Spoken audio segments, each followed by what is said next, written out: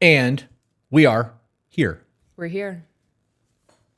How is everybody doing at 11 a.m. Eastern Standard Time on this Wednesday afternoon?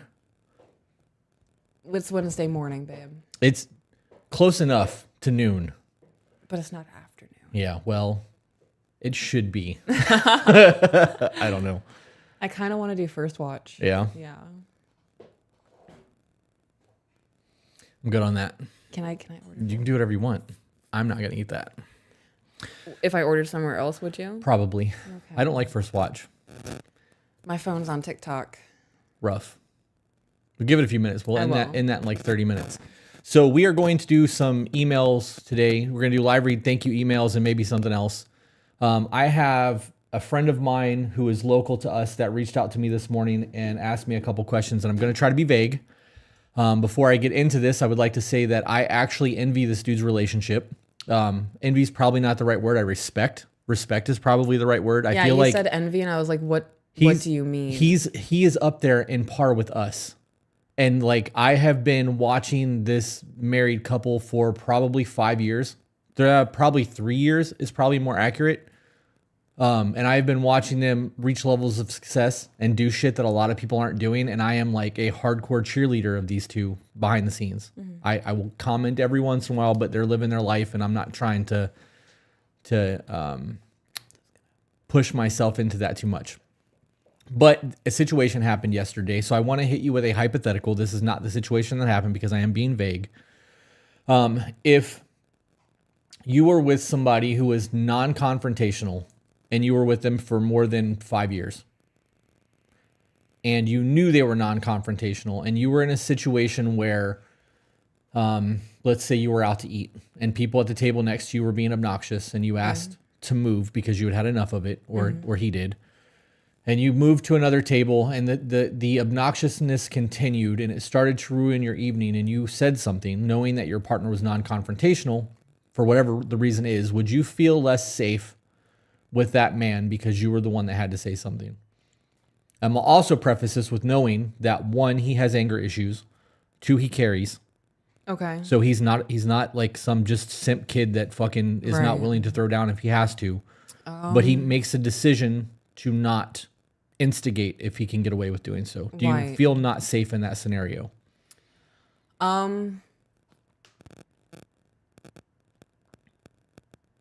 They moved tables. They did move tables. How far away did they move? I didn't ask. This is hypothetical. Okay. It was actually not at a restaurant. This is just a kind of scenario that played out. So it depends.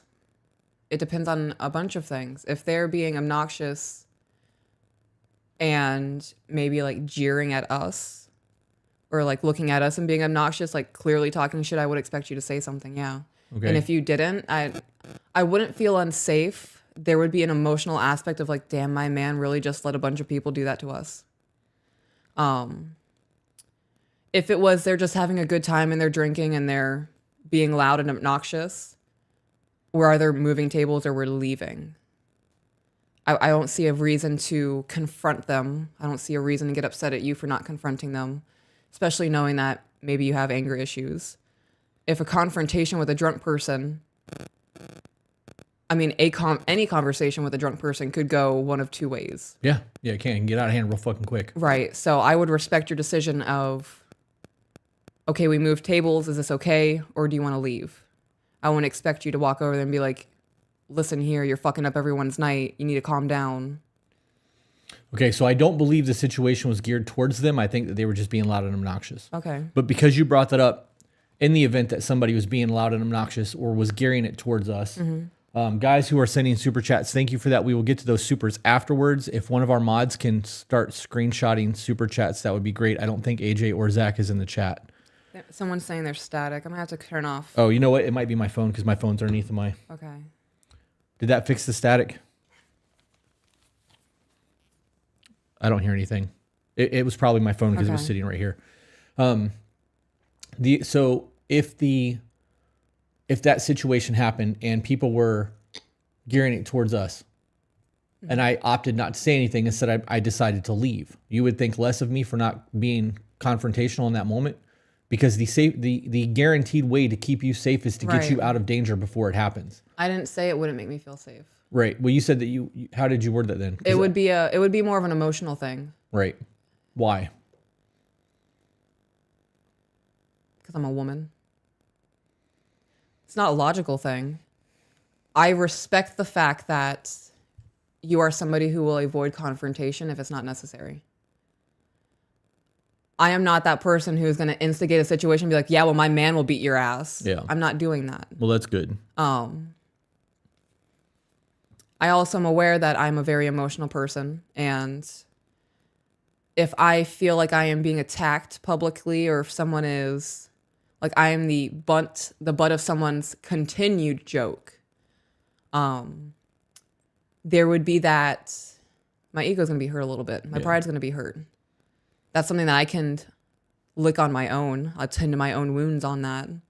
In the grand scheme of things, it's not that big of a fucking deal. Right. It's not going to be a massive blow up argument. We're going to get in the car and be like, it might be a conversation of, hey, babe, why didn't you say anything? You know, I'm feeling this way, and it would have been nice if you said something.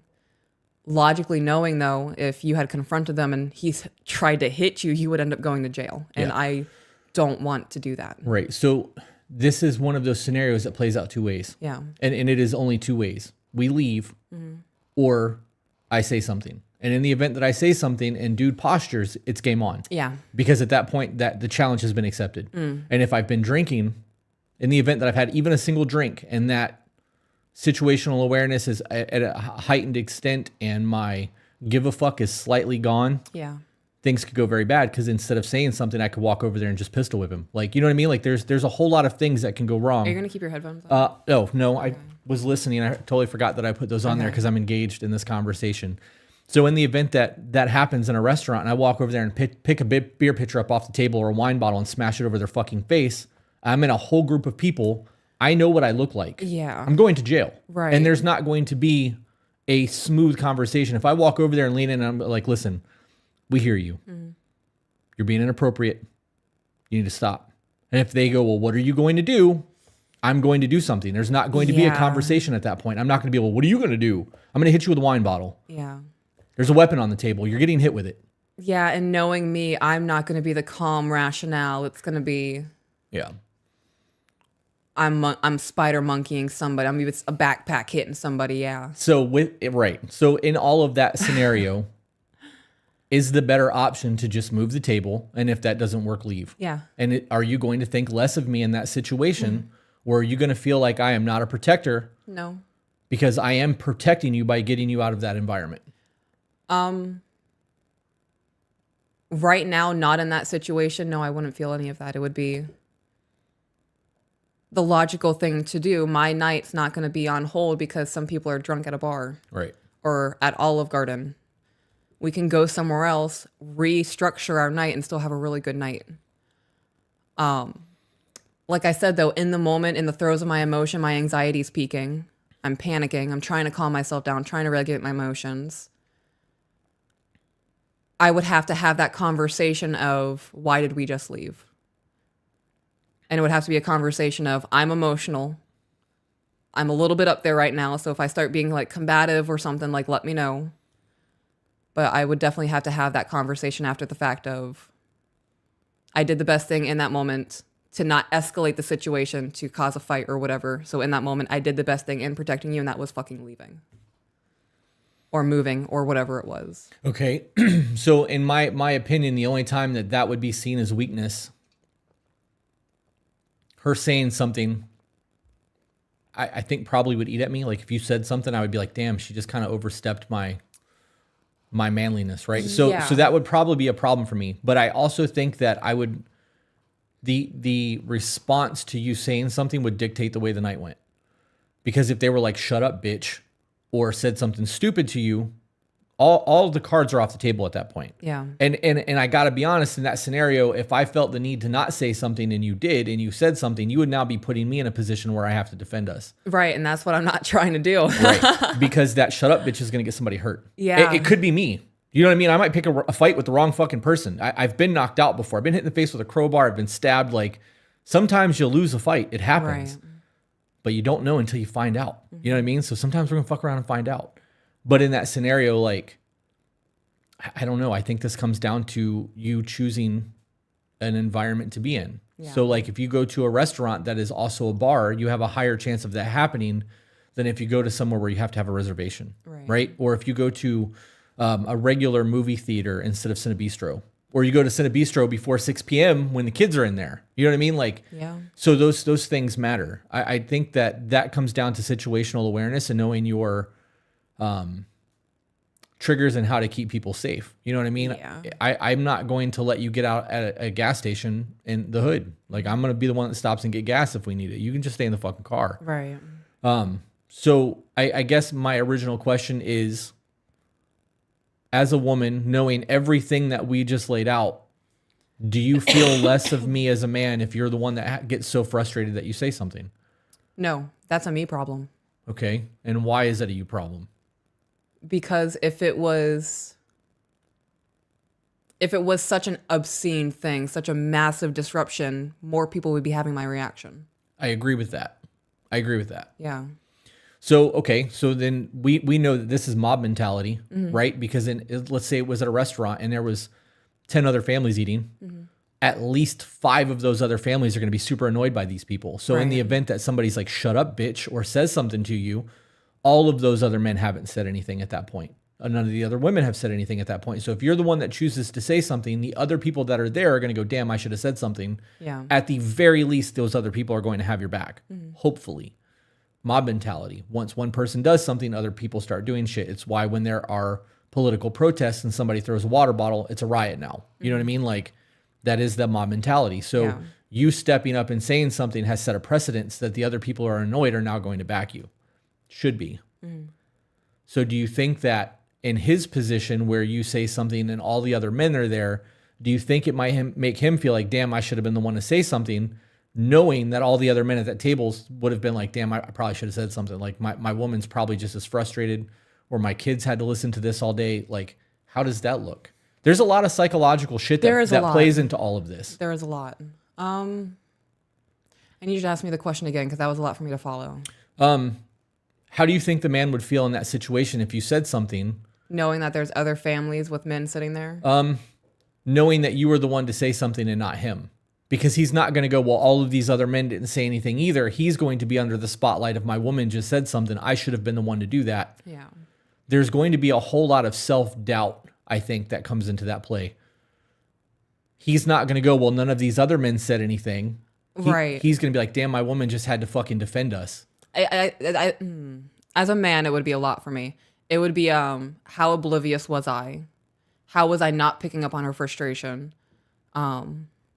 I would feel like a failure because maybe she was voicing her frustration. I was like, it's not that big of a deal. Clearly, it was that big of a fucking deal. Right. For her, it was. Yeah. Absolutely. Do you think that comes down to a lack of communication on her part? Should she have said something to him like, hey, are you going to say something? Or will you say something? Will you say something would have been better? Right. Because are you going to say something is now combative between the two of you, and it puts him in a position where he has no choice. If it were me, it would be, hey, babe, I'm starting to get pissed off at those people over there. I want you to say something.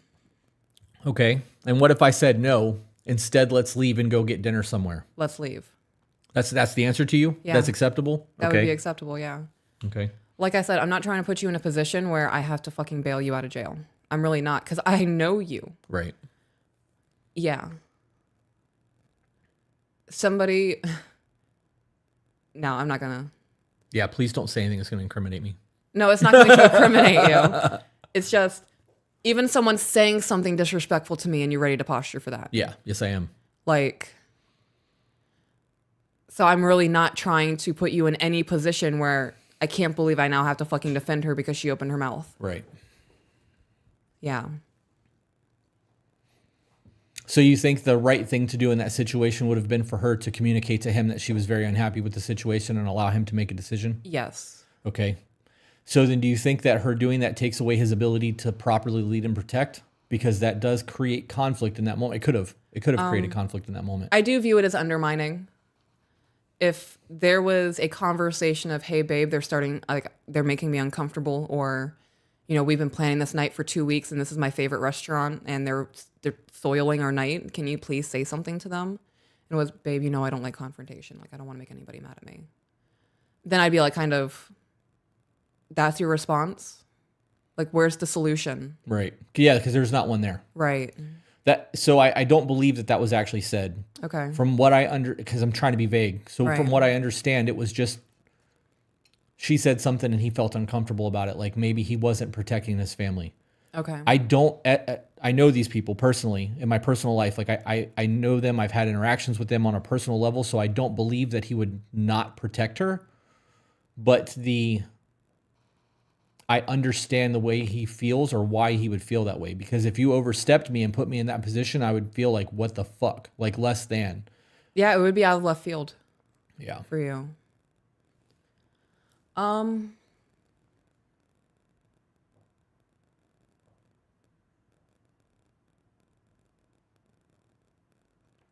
I think it boils down to a lack of communication.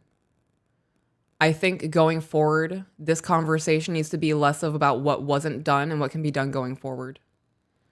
It needs to be a learning experience. It needs to be, babe, when I'm getting frustrated like this, either you need to step up and say something or we need to leave. Right. And when I'm in an emotional mindset, those aren't options to me. That's why I look to you. Okay, so here's the most gangster way to deal with this. Okay. All right, let's say you're at a restaurant that also serves alcohol. Like, right, obviously most of them do. And there's a table there that are being obnoxious. Being that I would know you are being frustrated, I think the answer would be to buy them a round of whatever they're drinking. And when the round gets there, walk over and be like, this round is on me. I'm letting you guys know that you're being obnoxious and you're starting to ruin my date night with my woman. I would appreciate it if you toned it down a little bit. Because now you're giving them something. The rule of reciprocation would subconsciously kick in and they would want to tone it down. Right. I've bought them a drink and I look like the gangster because I just walked over there and got them to shut up in front of everyone and nobody would know what I said because it would be a very quiet conversation at their table about this is what's happening. In the event that they were like, fuck you, then I would throw the drinks in their face because they're mine. I bought them. Right. Right. So like there are ways to handle those situations that do not always come to a disruption of the restaurant. Right. You'd be surprised. Or disruption of the night. Right. You'd be surprised of the things that you can get away with saying low key. You could lean over and be like, just let you know that I fuck people like you in prison. I highly suggest you shut that mouth before I fill it and then walk back over to your table. People be like, what the fuck? Yeah. Babe, we should leave. Anyways. So I guess that was the conversation that needs to be had. And dude, if you're listening still, you can message me if you have anything else that you would like us to address in this, but I can see the way that or why you would feel the way that you feel in this situation. I don't think that you could have done anything differently without the conversation being had first of her frustration, letting you know that you need to address it. Right. The only other option would have been to get her out of the scenario before it became a problem, but that's what I've got with the information that we've been given.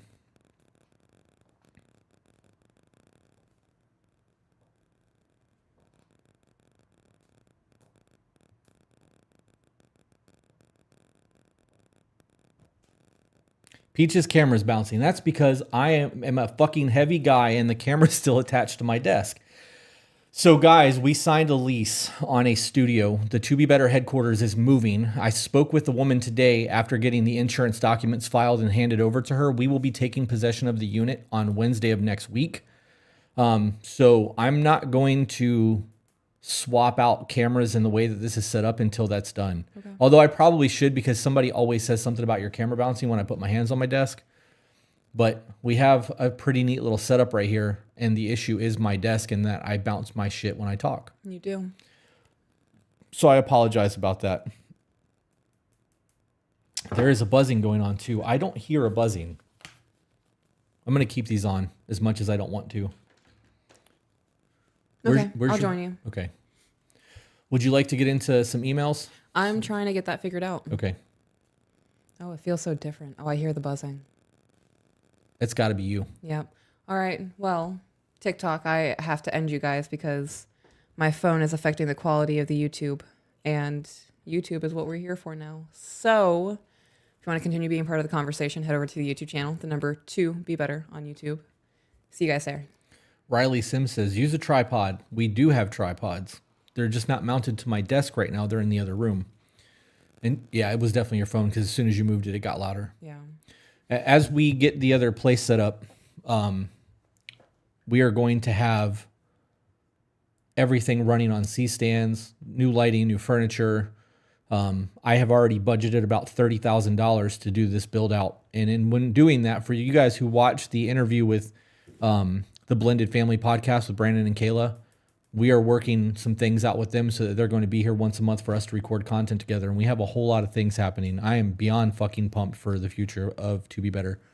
2024 is going to be a very good year for us. Can you come type in the password for the Gmail account so I can access the drive? I'm going to go plug my vape in. Okay. Thank you.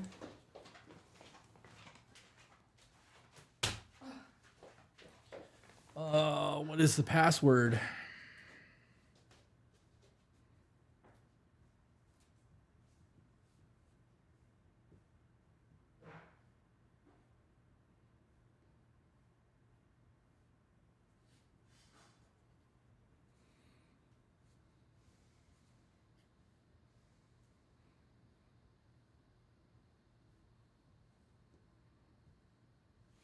You guys, this is the Surface Studio 2 that she's got laying here, and it's got this giant screen. Oh, got to check my device.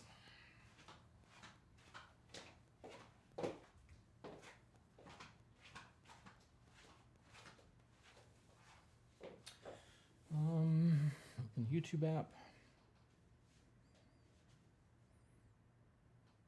What I was saying was, this is the Surface Studio 2, and I really wish that Microsoft would create another one of these. This is such a dope computer. Yeah.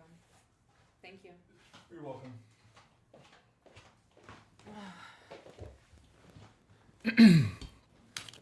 All right. Sorry about that. Technical difficulties, and that passwords have to get changed constantly because we have so much going on. Okay. All right, so open.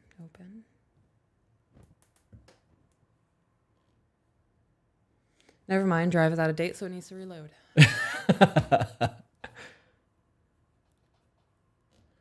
Is that picture behind you, you and Peaches? Yes, it is. That was actually a picture that I took on a timer using all of my photography skills with a single strobe, off-camera flash. Yep. I want to get the rest of my arm covered up. Yeah? Yeah. I want to get the 3-nail cross tattooed on my forehead on both sides. The 3-nailed cross? Yep. I don't understand. It's the 3 nails from the crucifixion. On your head? Yeah, like just where? small on my widow's peaks where my... Gotcha. I got an update while we wait on your thing to load. Oh, okay. He said, thank you for the input shout out. They weren't saying to us directly about anything, just being rude and obnoxious. She knew I was annoyed and pissed about it. Have no doubt if something was to happen to her or the situation would have gotten further than what it was, I would have stepped up. I need you to just restart because I had no idea what you were just talking about. I recognize now it's the conversation that we were having, so I need you to start over, please. He said, thank you for the input, shout out. They weren't saying anything directly to us or about us. They were just being rude or obnoxious. She knew I was annoyed and pissed about it.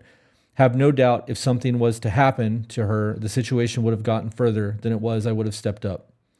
I was raised to be soft and forgiving and understanding, but my personality doesn't allow that. There are more issues you would be interested in, but that's for another time of the day. Thanks again. Knowing that he was angry, that changes things a little bit too. Because if you knew that I was already heated, I don't think that you would allow me to do anything. No, I would suggest leaving at that point. Right. Knowing that you're mad, yeah. Yep.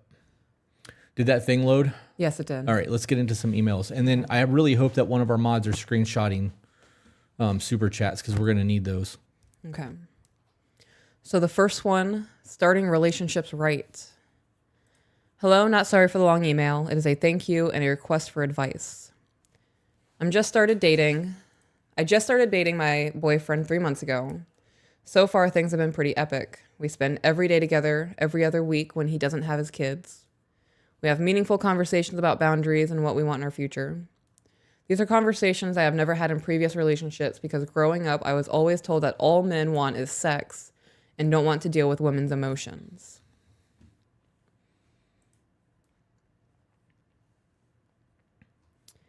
Recently, I made a decision that it was time to really start putting effort into dating and finding my future husband. Almost immediately after meeting my wonderful boyfriend, I came across Chris and Peaches on TikTok. For reference, he is 35 and I'm 31. We both of us felt an immediate calm and connection when we met. We both realized we are very much still in the honeymoon phase and not trying to rush things, but we do both believe this is going to result in marriage in the future. That said, we do not currently have any real issues in our relationship. You guys haven't been together long enough to have any real issues. How long 3 did months. it say? Oh, yeah. Yeah. They're new. New. And they're already talking about marriage? Yeah. Red flag. Right. I was like, that's being in the honeymoon phase and not trying to rush things in the same breath saying that both of you believe this is going to result in marriage is rushing things. Yeah. Yeah.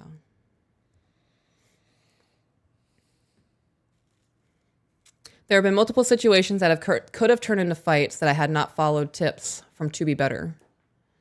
I will give an example of that in a moment, but first more background. He is technically still married and going through a nasty divorce. This is not fresh. The divorce started 2 years ago when he had been living separately since then. Oh, and he has been living separately. He has 2 daughters, 10 and 13, that are caught in the middle. He and the ex finally came to an agreement, and they are just waiting to get the lawyers to sign the papers to make it official.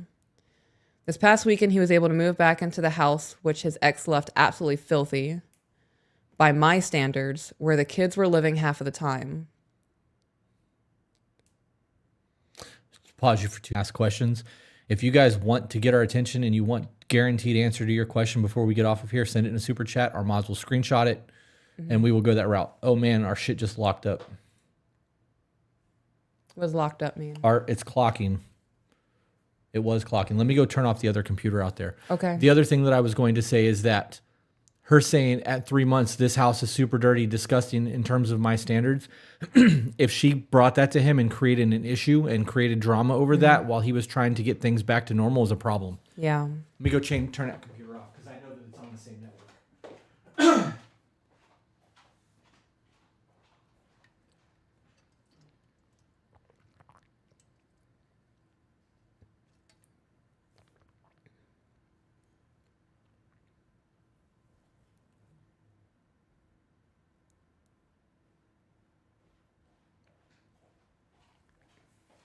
Turn your Wi-Fi off on your phone. It's already off. Okay, mine is not. Yeah, I was going to say that the house being absolutely filthy by her standards. I know people with severe OCD who bleach their floors every other day. So what is your standard? Right. You know? But there should be a level of support there. Right. Like they're 3 months into their relationship. They're in the honeymoon phase. Everything should be fucking phenomenal right now. And regardless of how bad the house was or how shitty the ex was or how bad the divorce was or whatever's going on, We got this. I got this. The house is dirty. Don't bitch and complain about it. Be like, babe, grab some cleaning supplies on your way home. I'm gonna clean this fucking house. Like show that unified front. Don't create extra drama and extra waves by complaining because dude is already processing a whole lot of shit right now and trying to throw that extra layer of fuck her, fuck this.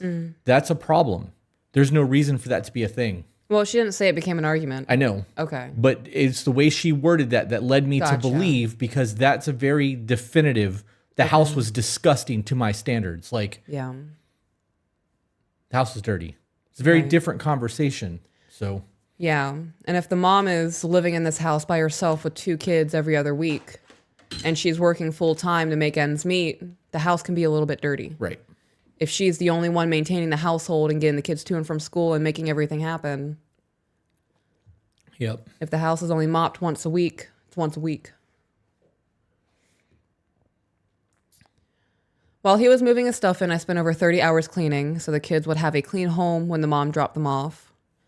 I'm not a neat freak, but I think kids deserve a clean home, and I set a clear boundary that if I am ever going to live there, it needs to stay clean.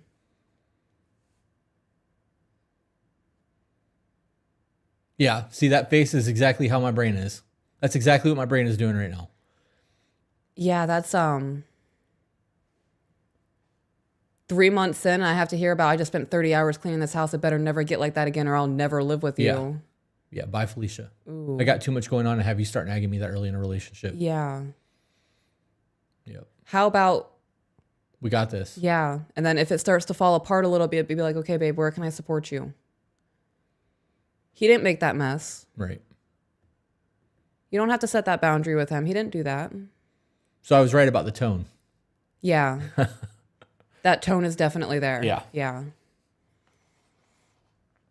I'll be staying there on the weeks the kids are with mom, and I plan on doing the pink jobs as I want a traditional marriage. I expressed the things I was going to clean when I came over next week, and he said he would do it before I came over, so we shall see. If he doesn't, I don't really care, but I feel like because he said it, if it isn't done, I should say something. Advice. Sounds like you're looking for conflict. Yeah, he said he's going to get it done, and if it's not done, do it. We'll Right. see. This also comes down to a priority to you versus a priority to him. Yeah. And this also comes down to, I asked him to clean the windows and they weren't clean enough, so I had to go back behind him and do it again. Mm-hmm. If it's clean to his standard, what if it's not to yours? Then what? Are you going to create conflict because he cleaned it, but it's not good enough for you? Like, right. This is a problem. This is a character flaw. Yeah, this is giving me not main character, but very, I need my hands in everything. Yeah. There's a control there. Yeah. He didn't give me a definitive answer. So now what do I do? It's okay, we'll see. If I come over and it's not done, I'll knock it out for you. Right.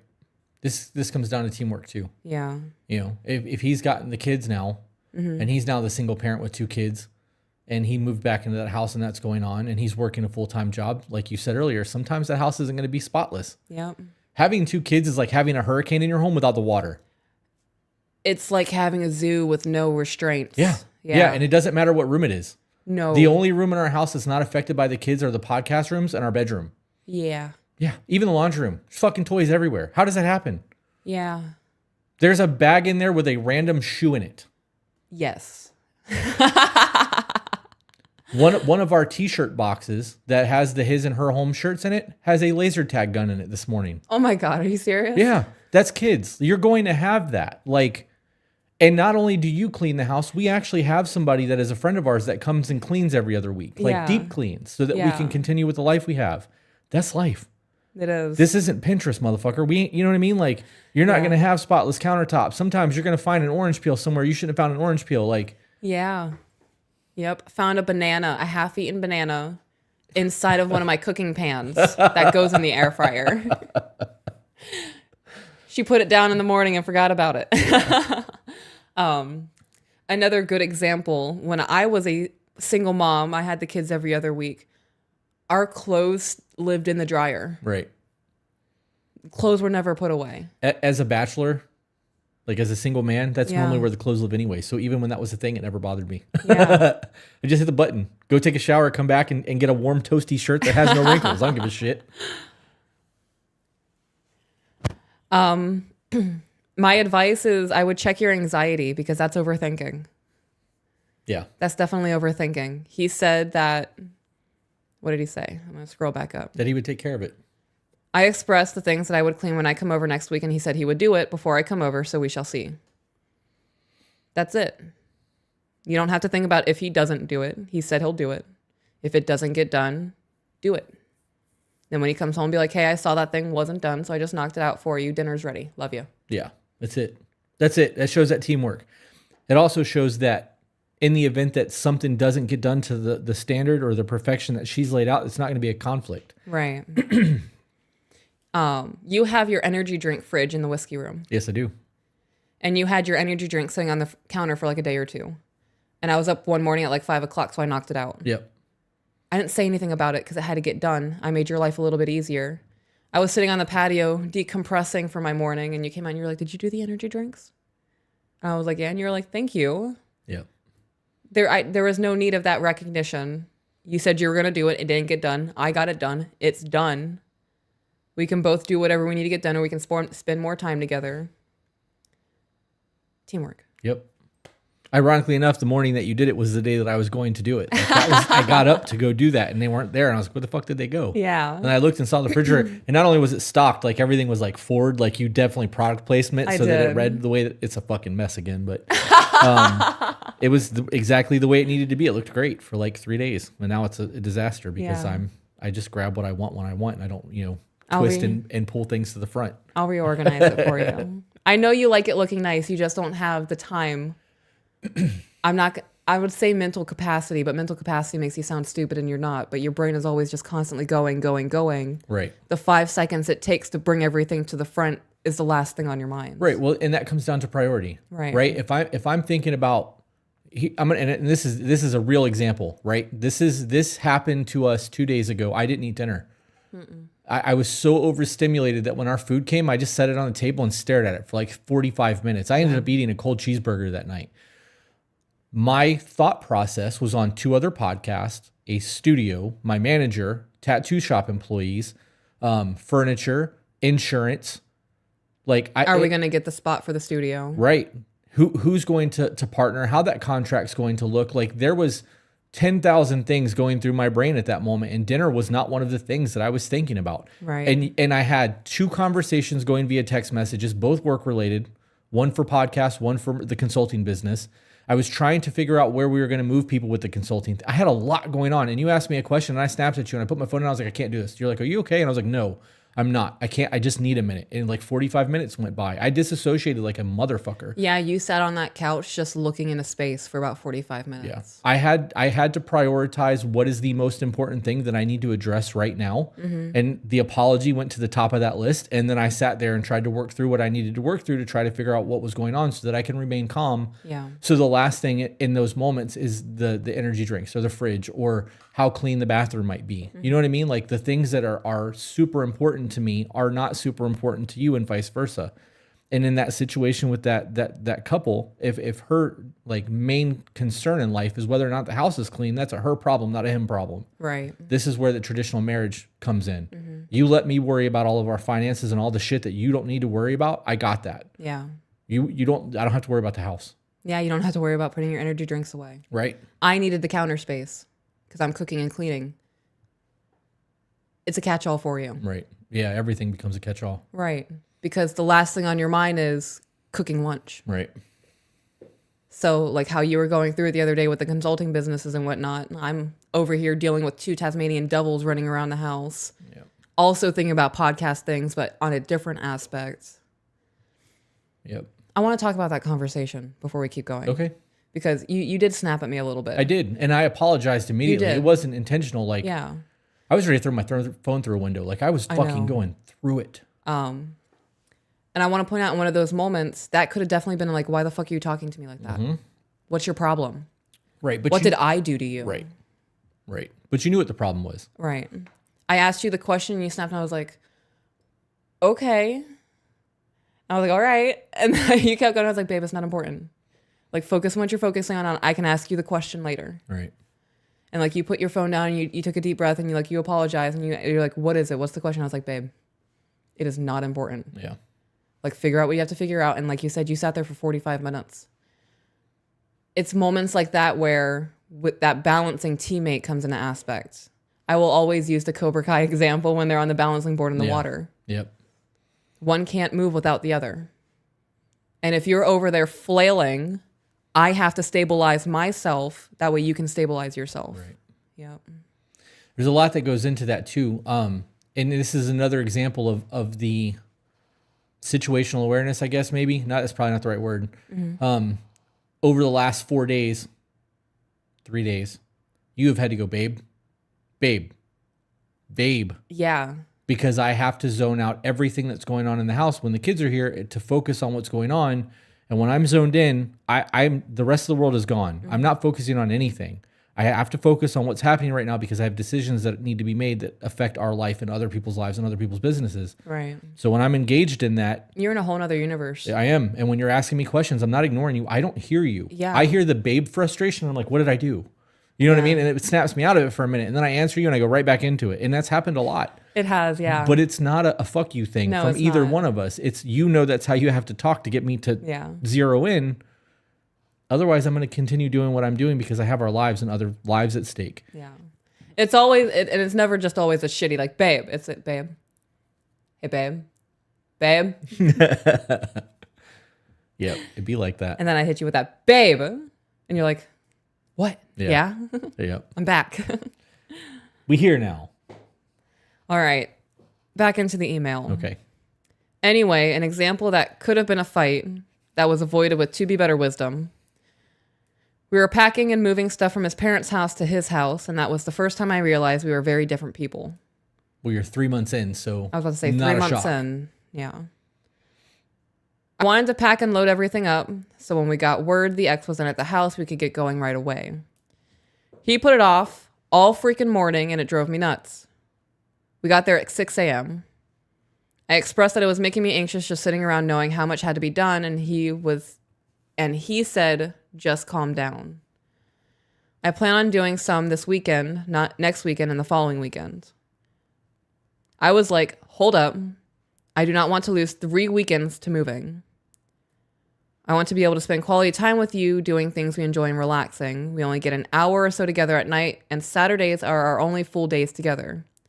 He said he understands, and so we got to work. We brought the first load over, and I got to work cleaning. Our last trip was around 9 p.m., and we were both dead as tired. I told him not to forget the air mattress, so we had a bed for the night. I told him about 5 times not to forget it. As we pulled away and drove about 5 blocks, I asked if he remembered the air mattress. He didn't say anything and proceeded to turn around to get it. I really wanted to say, I told you 5 fudging times to remember the air mattress, but I didn't. It occurred to me in that moment we were both tired. It won't change that it was forgotten, and he will just feel like shit. I was so proud of myself in that moment because in previous relationships, I totally would have said it. Oh my God, this thing is just... There's There's a lot. right. That's a lot to unpack. So let's unpack that before you keep reading. Okay, so I'm going to scroll back up. And I want to touch on, it is 6 o'clock in the morning and you are already anxious, panicking about the day. Right. That is too much energy for me in the morning. Yeah. Yeah, it is. We literally just got here. Sun's not up yet. Let me get what's about myself, plan out what we got to do for the day. We can breathe for 10 minutes. Right. So here's another thought on all that. Because she said she doesn't want to lose the next 3 weekends to moving and doing all of this. Are you really losing it, or are you guys working together to get shit done? Right. Because that's the perspective that needs to happen. I don't give a shit what we're doing, babe. We could be digging ditches to put up a fence post around the property. And if we're out there doing it together, we're spending time together. Yeah. It's work. It sucks. It's hot as fuck outside, and I'm breaking my back doing it. But I know you're gonna bring me some lemonade and a sandwich. Like we're gonna do this shit. You know what I mean? Like it's not gonna complain. How dare this ruin our fucking date night or our time together? Because this is time together. I would make it a whole thing.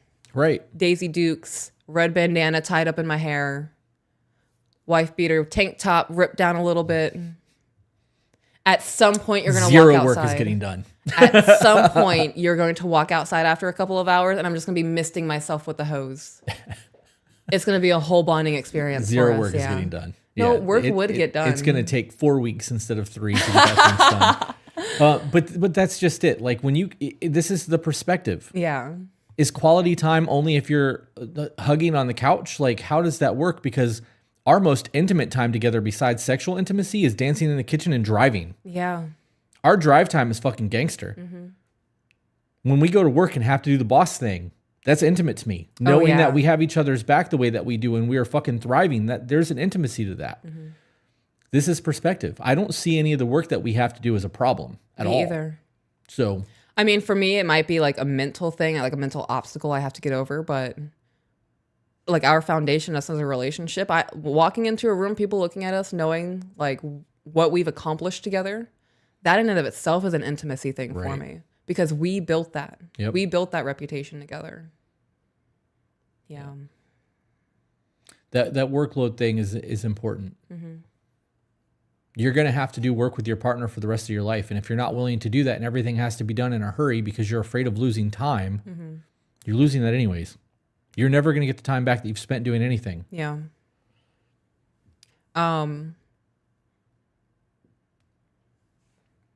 What is it that you say to me all the time? My husband's got me. My husband's got me. Isn't that it? He should be feeling the same way. I feel the same way. I know that I know if I call you and I'm like, I need you to do this, you're going to stop what you're doing and do it. I don't have to ask. I don't have to make a demand. I'm just like, this needs to get done. You're like, I got you. I will do it right now. Do you need me to do it? Because you'll say that shit sometimes too. Like, I do, yeah. Babe, I got to get my blood work done today, but we need this, and this has to happen. You're like, cool, I'm going to go to the bank. I'm going to go to Lowe's and look at plants. I'm going to go do this and I'm going to do that. And I'm like, okay, cool. And then I'll see you at the house. Yep. You want lunch? Yes. Like, that's teamwork. Yeah. That's working together to make sure that your life is dope as fuck. You know, I was thinking about yesterday as I was picking up lunch and bringing it to you at work. I know you a little bit more than you know you. What do you mean? I can recite what you order at almost every place we go to. Yeah. Like right off the bat, and you got to sit there and think about it. Right. Yeah, I don't know. It's just one more decision that I don't want to make. That makes me feel good. Yeah. Yeah. That's why it's cheeseburger and French fries almost all the time. And when you're like, do you want something new? And I'm like, no, because I have to make a decision at that point. Right. Or if you're like, do you want this? I'm like, just get what I get. Like, I don't care. I know you're not going to order me liver and onions. You know what I mean? Like, or fish of any type unless it's sushi. So. All right. Was there anything that caught your eye? Those things, that work aspect was the biggest thing for me. Because it shows a selfishness to a degree. And it's not necessarily like a fuck you selfishness, but like, I don't want to do this for the next few weekends. Right. Instead of going, this is just what needs to happen. This is an entitlement thing, I think. I think this is the younger generation. Yeah, I agree. Because I don't complain about shit. Yeah. If it needs to get done, it doesn't matter if I want to fucking do it or not. All complaining is going to do is make it harder. It's going to make me not enjoy doing it as much, and it's going to slow me down. And now I know there's I'm a problem if it doesn't get done today. Right. Whereas this got to get done. Cool. Let's do it. Yeah. Yeah. Yeah, his whole life is changing right now. He's moving out of his parents' house. He's moving into a house that he just got back from his ex-wife. Right. Well, it's not even his ex-wife yet. They're still divorced, or they're still married. They're still married. He's going through a lot right now. And to go, I don't want to spend the next 3 weekends doing this. I mean, like, okay, you don't have to fucking help me. I'll find somebody else. Because this might take me the next 3 weekends. I'm curious as to what his previous marriage looked like towards the end. Yeah. Because if this is a repetitive thing that he was experiencing in his previous marriage, this relationship will not work. Yeah.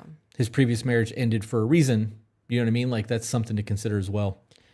You know, I think if this conversation was just that one-time conversation without I set a very clear boundary of I will never live in this house if it gets dirty like that again. I think those two stacked on top of each other gives more of that inkling of entitlement. Yeah, maybe. Yeah. At the same time, just to be unbiased, I guess, there's a level of dirtiness that would not be acceptable. Right. If we met and this was us and it was your situation and I was her and I went into that house and there was fucking cockroaches everywhere. Right. I would definitely lay that on the line. Like, I'm not fucking living in this. Like, right. Good luck moving. Like, I'm not even coming over here. You're not coming to my house anymore.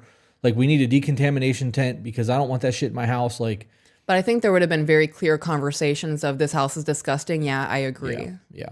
I agree. Like, you don't have to keep telling me that you would never live in this. We agreed that this was a problem. Right.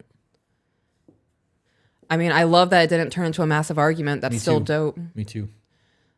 There are still definitely things that can be fine-tuned, though. Shout out to the 684 people that are currently watching us. I love that. Holy shit. Yep. There's 159 likes. I think we can do better on that. So let's get some likes up. And if you guys are enjoying the content, share it to your social media feeds. Let's get some more people in here. Let's see if we can hit 1,000 today. Can I go use the restroom real quick? Do we need an intermission? I do. I have to use the bathroom. I need an intermission button. Can we put on lo-fi or something? You want me to read some super chats while you're in there? No, because I want to be a part of the super chats. All right, then how about I just look at the chat then while you do that? Okay, I'll be back. Okay.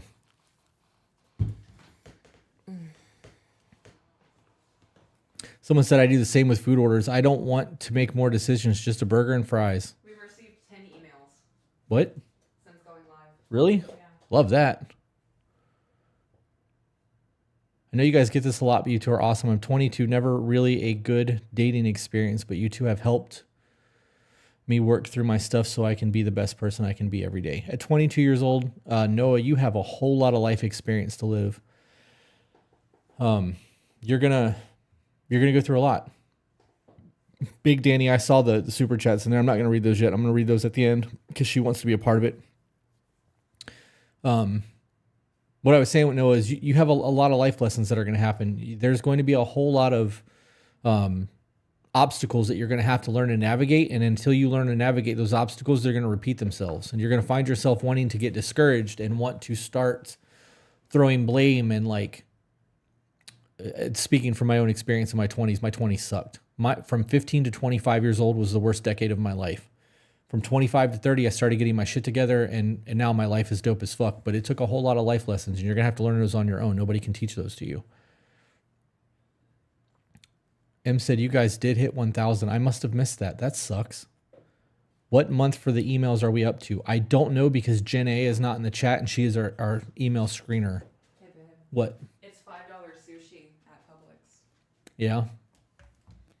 Would you like $5 sushi for lunch? That doesn't sound appealing to me. It's actually really good. Yeah. Yeah, I'm starting to eat crab in my sushi now. Yeah. It's not just avocado. Yeah. We should go and actually do a sushi place so that you can have like, we'll go do like a boat so that we can really do the sushi thing. Okay. So for you guys who are sending super chats, we really appreciate that. We will absolutely read those. That way we can have conversations about them when we're done. Now that she is sitting back down, we can get back into what we were discussing. Yep. Harley Quinzel shared it out to Twitter. Thank you for that. You guys, next to the super chats and supporting us on Patreon, the best thing that you can do to make sure that we keep doing what we're doing is to share the content. The more people that see what we are doing, the more people may find value in it, and that may happen. Are you dying over there? That cough did it, huh? I can tell I charged it. I'm getting ready to do it again. Yeah? Yeah. Let's get back into the email and give your brain a break before we do that. That's the first hit I've had in a while. I know. Just slow it down. Like, just slow roll it. We don't need a Jacob evening where you Jacob? Oh. When we were playing poker the other night, he kept hitting his pen thing, and it was his THC so or his cannabis, his cigarette. Nicotine. Nicotine was the word I was looking for. Yeah. He was really, really. Yeah. He's like, oh shit, I've been hitting the wrong pen all fucking night. I was like, yeah, we can tell. All right, so back into the email.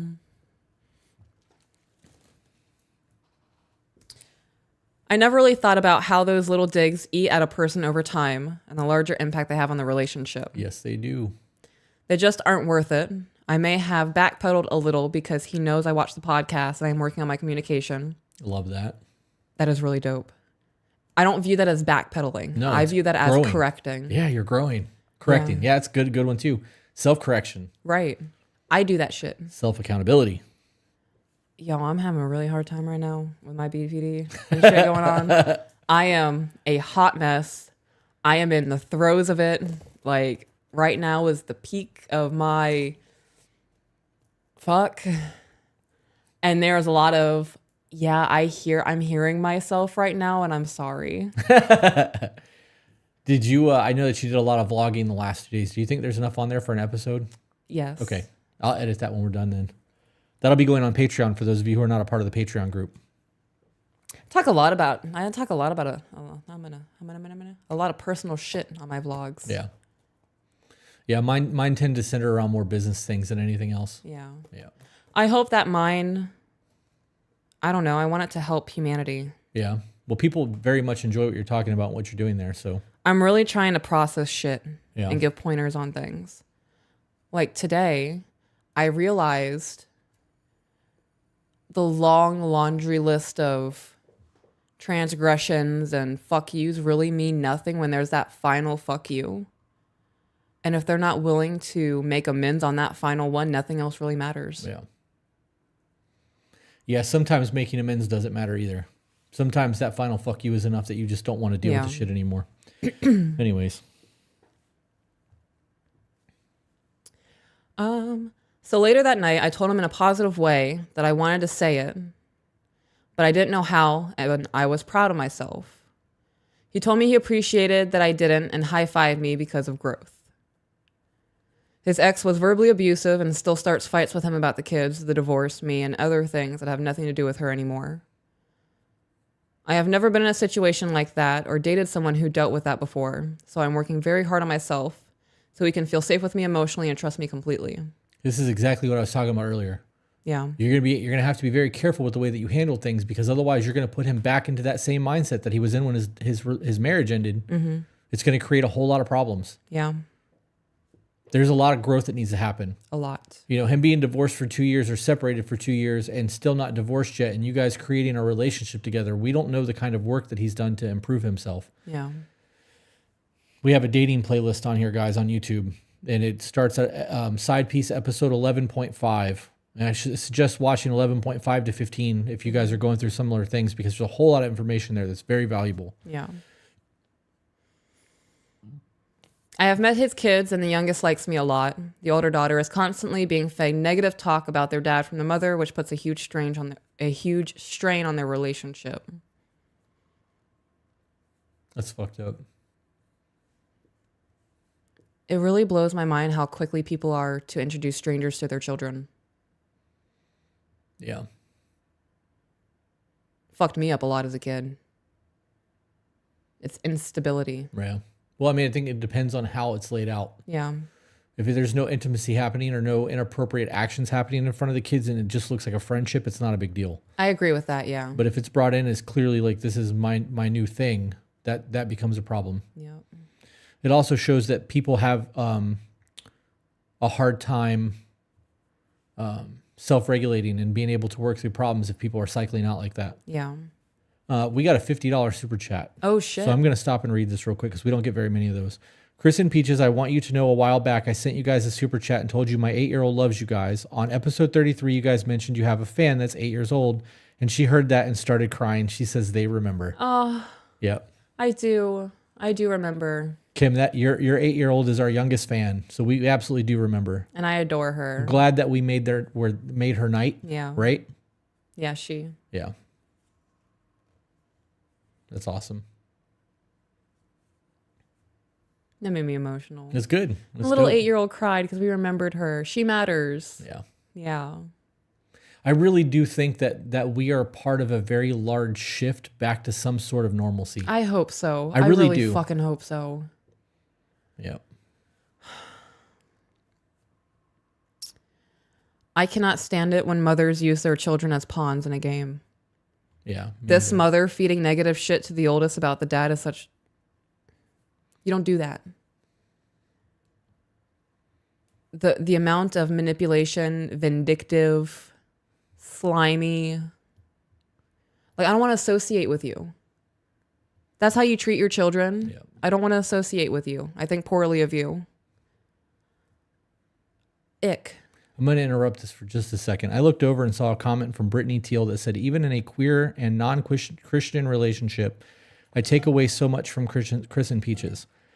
We see this a lot. We do. And every time I see this, all I can think of is, what does communication have to do with your sexual preference or your religion? There's no bounds to it. Right. It comes down to just being a decent human being and like having quality morals and being able to communicate with people. What we do is universal. You don't have to put a label on it. Yeah. I so much appreciate the support, and I love that you're taking things away from it, but we're trying to close gaps, not further divide them. Right. When a comment like that is made, like you said, I love the support. I love that you feel, even though we are a traditional monogamous heterosexual marriage that are religious, that you can still gain value from the podcast. I think that's absolutely amazing. Yeah. I think saying, though, as somebody who is part of those groups of things, I feel like you're putting us in a box. I feel like they're putting themselves in a box. And Yeah. I think in doing that, you are removing the potential to grow further, because maybe the people around you may not agree with what you're listening to, or Right. you've been preconditioned to think a certain way. Like, the fact that she's here shows that she's a free thinker, but Yeah. like, I don't know. Those buzzwords are a red flag for me. Yeah, language is important. It shows patterns of thinking. It shows way things are interpreted, the way you perceive the world. Yeah. It's a lot. I feel like I'm entering in a new, higher evolution of thinking. I get that. It's fucking crazy. I'm kind of uncomfortable. I get that. Like, if this is what enlightened means, like, fuck. We're not there. We're not even there. We just know a little bit more than we did yesterday. Crazy. Yeah. And that's what it comes down to. And we're still growing and learning things. But I will say that Before I was very much one of those people that would listen for my turn to speak. Yeah. And now I'm breaking down what people are saying to me and asking why a whole lot more. Me too. Yep. Me too. It's made me grow. This whole thing has made me grow.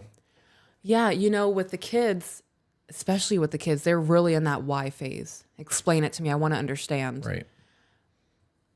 And I'm here for it. Like, I will tell you whatever answer I have until I can tell you I don't know. Yeah. She just responded. She said, you talk about male and female perspective a lot. I didn't mean any harm. There's no harm taken. We're just having a conversation with you. Yeah.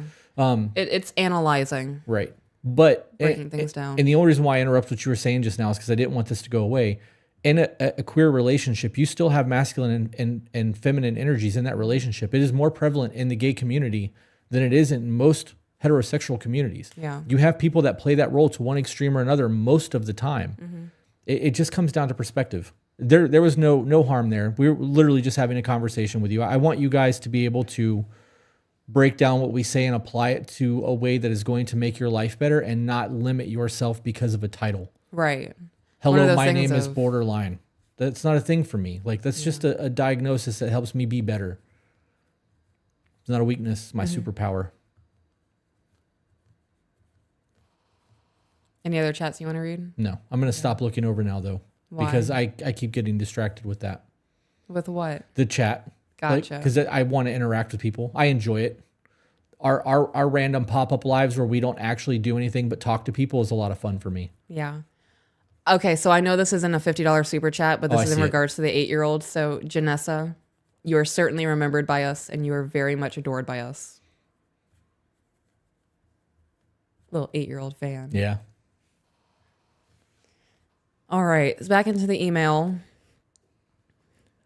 Her mother was supposed to take both of the cats as stated in the divorce agreement, but couldn't afford the pet deposit for both. So she was going to have her daughter's cat put down. Wow. She was going to have her daughter's cat put down. That is not a good pet owner.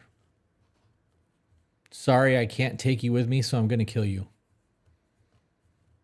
Who the fuck do you think you are? That's absolutely insane to me.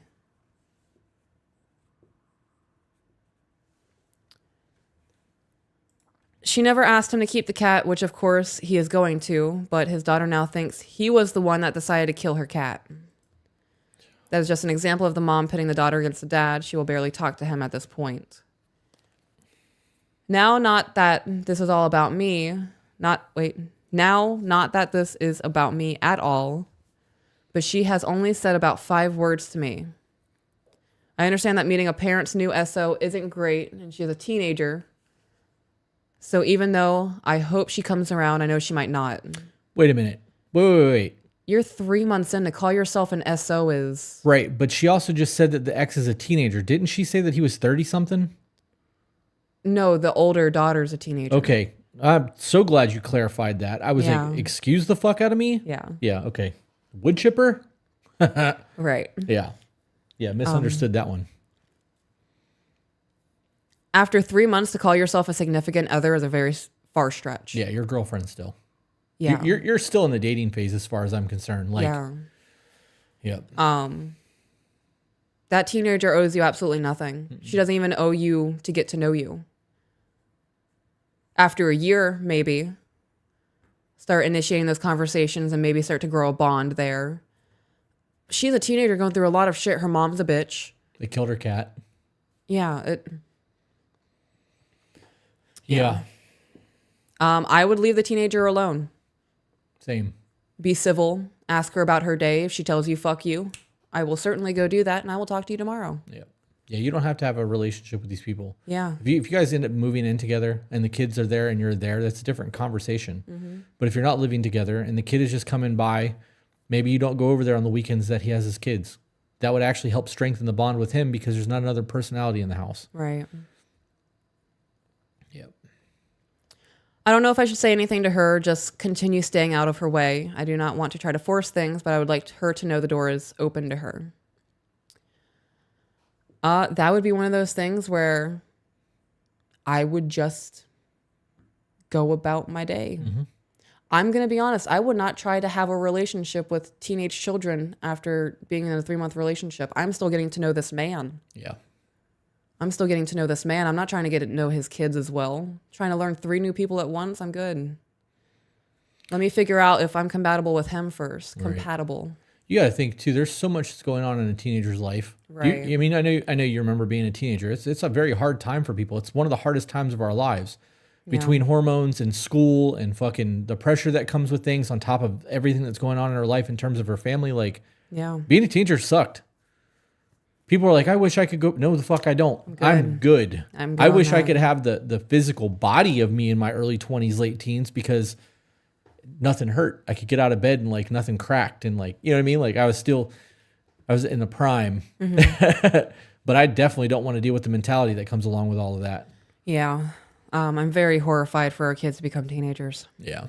I feel for them in terms of what they have to go through, but I'm excited for it. Yeah. Just watching the progress, because you see like kids have a personality, but like as they get a little bit older, they really come into their own. In the last like 7 months, little man has become a very different person. He really has. So, and it's exciting to see. So I am excited to see how all that plays out.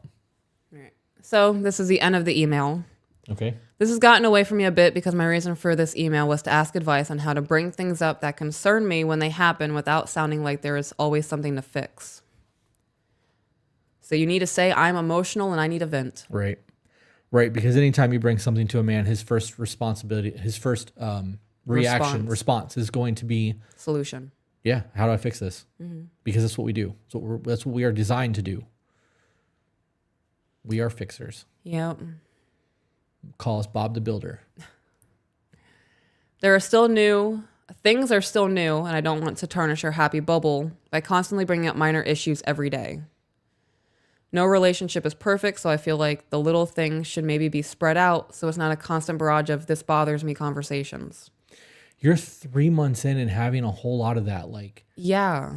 So we've talked about the obsession phase, and that can last up to 2 years. And like you overlook a whole lot of things in the beginning of a relationship. Everything is through rose-colored glasses. Those red flags look like white ones. You don't even notice that they're tainted. Like right. Tinted, not tainted, tinted. Yeah, if you're having the problem every single day, something bothers you, that's a problem. This isn't normal. Right. This might not be the relationship for you. Yeah, I agree. I also think that this is purely from a man's perspective. Dude should not be committing to somebody right now. Yeah.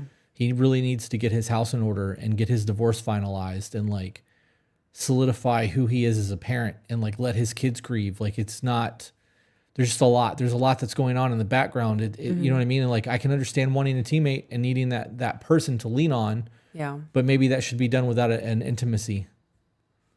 I don't know. It's just my thoughts on that. Final sentences. I'm currently looking at it like a pick the battle situation minus the battle because we plan on discussing, not fighting. Any advice on how to implement the to be better advice early on so we avoid issues in the future? Check-ins. Yeah, it would be check-ins. Yep. Because that's going to teach you guys how to communicate with each other even when you're not in conflict. Yeah. I would also evaluate, what are you getting upset about? If you're emotional over every little thing that he does, that's a you problem. Yeah. Yeah. Because you said there isn't always something to fix. So this is purely a you emotion thing. Are you wanting to feel heard? Do you want to feel validated in your emotions? That's a lot deeper than just how do we avoid this? Right. There's not a every single day, okay, I'm going to wait until Thursday and then I can tell him what's bothering me. Right. If there's a problem every single day, there's a deeper root to that. It's not the little things that are bothering you. There's maybe an insecurity going on within you or an anxiety. That's a lot. Yeah. Any final thoughts? No, because I was going to harp more on the things that he needs to be doing as he's trying to get his life in order, but he's not the one that wrote in, she is. Right. So addressing things from his standpoint, unless he's actually watching these podcasts, doesn't really matter. Okay. Do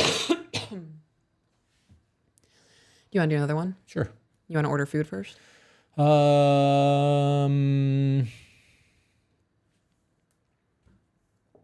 Yeah. What do we? Never mind. I'll just look and I'll let you know what I want. Luca, we still do check-ins. I saw your message before you deleted it. We do still do check-ins. We don't do them all the time. We don't have to. For the most part, we just have normal conversations because we've learned how to talk to each other. But on the rare occasion, we do have check-ins. They don't look like they used to. There's no more sitting in my lap to have the conversation because we are able to process things on a higher level now than we were before. I think our communication has evolved way more than I've ever experienced with somebody. It's weird. How so? The Because level I of agree. communication that we have. It is. There's not a fear of. I can't believe you just said that to me. Right. It's. There might be a little bit of like some emotions might get involved because there's frustration. Like there's that miscommunication, and we're getting frustrated because we're not understanding. And then there's that. Okay, we're going in circles. Yeah. What is it? I think the coming together in the moments of like pure emotion where we're both trying to defend whatever we're defending or whatever, and we're going in circles. What's the root of this? That's that higher evolution of communication. Yeah. I also think that we both understand now that there's no malice in the things that we're talking about. We don't intentionally hurt each other. Right. We've never said anything just to poke the bear. Like we've always just been like, okay, wait a minute. This isn't what we're trying to do. Like this isn't solving anything. Right. We're not trying to be mean. And I think knowing that none of this is a fuck you to each other, we're able to have easier conversations. With that being said, there are still times that you and I will sit down in the middle of conflict and have to love on each other for a minute to try to like decompress situations because there are times like you're a very emotional mind woman and I'm not an emotional mind guy. I am very, very emotional. Yeah. So, and I have to come over there and lay on you or hug you or hold you for a minute and then we can continue our conversations while you snot on me. But You know, I think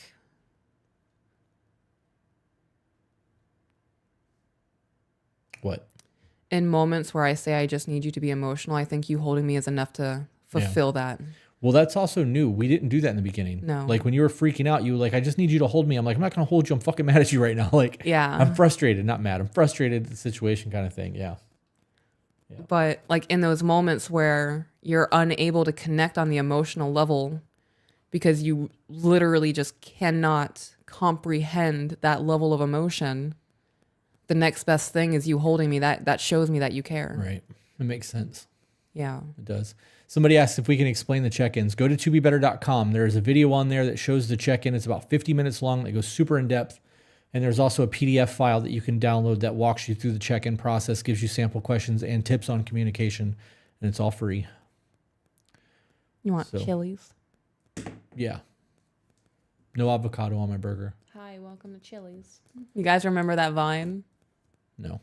Hi, welcome to Chili's. It's a stupid shit. There was free shavakadu. That one got me pretty good. Don't know what that is either. Stop, you almost made me drop my croissant. That's useless information that I have. Yeah.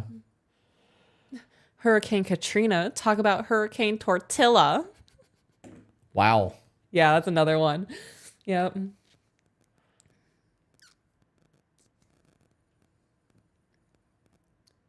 Corn on the cob. Corn on the cob. A potato flew around my room. I remember that one too. It's so stupid. Would you like anything besides your burger?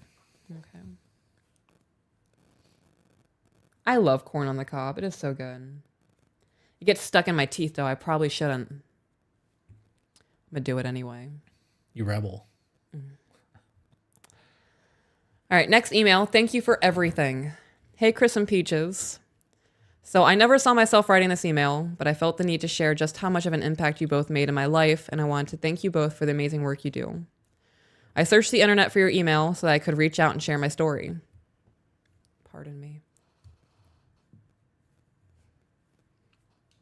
Excuse me. And they were roommates. That's another Vine. They're just going, okay, I need to stop. To give you context, I, 26 female, currently live with my boyfriend, who is 25 male, and I've been happily together for a little over a year now. Almost 2 years ago, though, we met at work in a casino where I was a table games dealer and he was a security officer. Oh man, I wish they were in the chat. I have so many questions. The casino dealer thing. Oh, why? Because I want to know how much money they make. Yeah. Because I've Googled this because of our poker passion. And I have seen that some poker dealers, like if you work at the Bellagio in Vegas doing a Texas Hold'em thing, you can make up to like, $150,000 to $2,000 a year. Between 150 to 200,000 a year, depending on where you're placed. If you get into a high stakes poker table and they're tipping the dealer for hands, those tips could be hundreds of dollars at a time. And so I'm nosy. That's crazy. It is crazy. But that's a thing. Like when you sit down at a cash game and somebody wins a big fucking pot, it's not uncommon for someone to get $5 or $10 as a tip. And if that happens every, 15 minutes, that shit adds up pretty quick. You're making a couple $100 an hour. Anyways, I was just nerding. I'm good. I would be a big baller. Be like, oh, I just won 10,000. Here's 500. Yeah. All right. In our job, we really didn't interact much, but we saw each other all the time, and everyone in my department knew that I had a crush on him. After some time of working there, my boss decided it was time to play matchmaker. And when E walked around the corner, he shouted, "Hey, are you single? And if you are, I know someone else that is." Wait, their boss did this? And he was pointing at me. Talk about unprofessionalism in the workplace. Holy shit. I was just thinking, bosses don't play matchmaker. Yeah, as an employer, Yeah. no. The last thing you want is your employees dating. I'm glad that their relationship is dope, but that's a huge no for me. Yeah, I'm good. At the time, we were working midnights, and it was 5 a.m., so the entire comment went over my boyfriend's head, as he loves to tell everyone, because he completely ignored the question and explained that it was his last shift on nights. In the end, about 6 months later, I started taking a class on day shift and saw him every day at the front desk. At this point, I had enough of not knowing if he was interested that I walked over to the desk and slapped a piece of paper down with my number on it and said, "Not sure if you are interested, but I would love to go to coffee with you sometime." Ooh, what a flex. I love that. Yeah. I do. I love it when women are direct. You and I have talked about this so much. We are so fucking oblivious as men that when people are flirting like that. So like, women, if you think that you've got a chance with a single guy, shoot your fucking shot. So is that why you were so taken aback when I started flirting with you? Yeah, because you were fucking direct as shit. Yeah. I was like, oh, she likes me. Because otherwise you could have been like, "I like your boots." And I'd be like, "Yeah, thanks. I like them too." What a fucking weird conversation. Obviously, I like my boots. They're mine. You know what I mean? Like, the compliment would still make me feel really good, but that's how that would play out in my brain. So I remember I hit you with, not to be brash or anything, but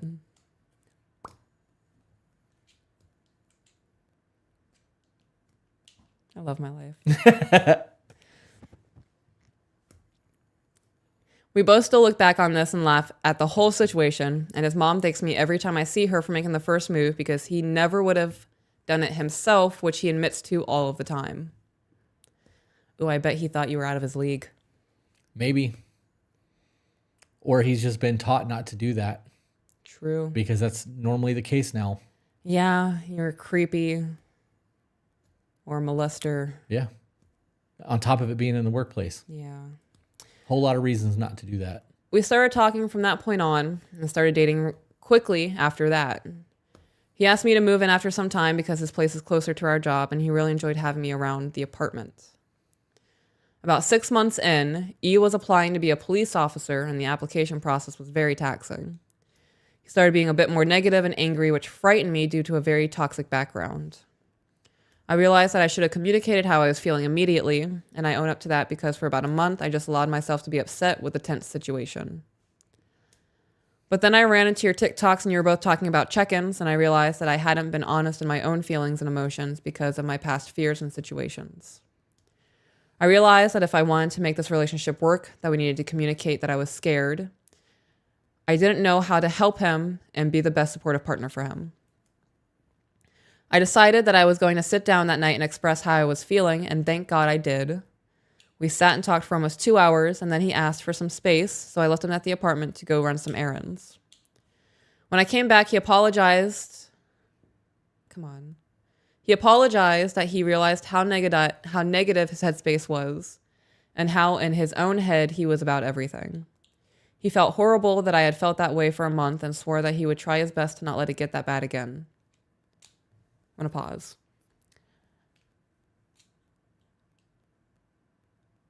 I could not imagine feeling afraid of you and not telling you for a month. Like, to deprive you of that. Yeah. Just think about how much like worse things could get in a month. A lot can happen in 30 days. Yeah. A lot. A lot can happen in a week. So like that fear could compound and a whole lot of other bad things could happen. It's just not worth doing. Right. Those check-ins are, we created that, and the way that we created that, we did it for a reason. We did it because when you ask somebody to rate your performance, you can't be mad at them because you're asking for it. So like that scenario goes a long fucking way in having those conversations. That's why the check-ins are functional in the way that they work. So the fact that they sat down and did it, even though they didn't do a true check-in, is a good thing. Yeah, it is.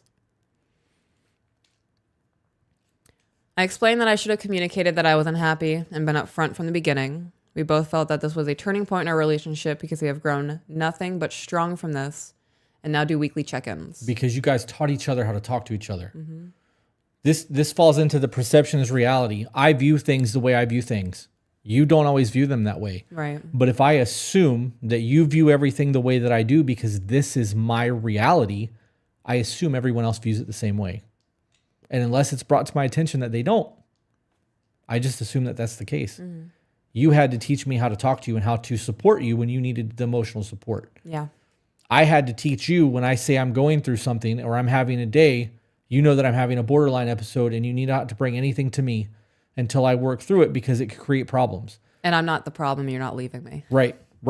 But in the event that you have to bring something to me, you know how to address the situation because you know that I'm having an episode. Like, Yeah. had we not had those discussions, we would still be at odds on a whole lot of things because we didn't teach each other how we need to be communicated or how we need to be treated in those moments. Yeah. Check-ins, they fucking work. There's a reason for that. I love that they're doing them weekly or every other week. Me too. It's going to get to the point where they won't need them anymore because they'll have taught each other how to talk to each other. Yeah. If it wasn't for TikTok, I don't think we would be where we are today.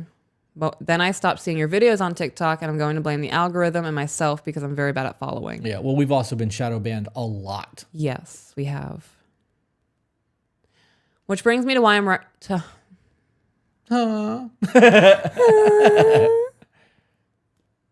Which brings me to why I'm writing this email.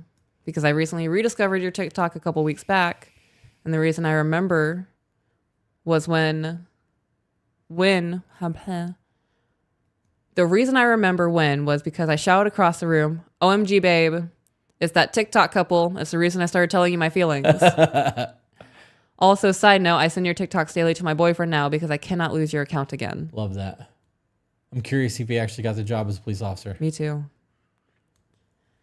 Since then, we have both been listening to your podcast and trying to learn more and grow with one another every single day.